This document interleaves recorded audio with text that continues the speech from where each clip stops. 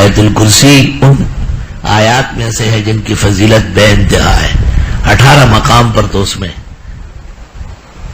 اللہ کا نام ہے ظاہراً مضمراً 18 جگہ ہے. اور قرآن میں کوئی آیت نہیں جس میں 18 جگہ خدا کا ذکر ہو. صبح و شام پڑھنا چاہیے 10 مرتبہ. تکلیف بڑھ جائے تو 25 مرتبہ کا. اگر آپ یہ چاہیں کہ دنیا کا کوئی آدمی آپ کو نہ چھیڑے اور جو چھیڑے وہ سر کے بل گرے اور مرے تو 101 مرتبہ روزانہ پڑھا. جب آپ کو یہ پتا ہو کہ شران یہ شخص مجرم ہے, مجھے ناحق تنگ کر رہا ہے ایک, اور آپ کو بحیثیت فقیہ کے اندازہ ہو کہ اس کی موت جائز ہے.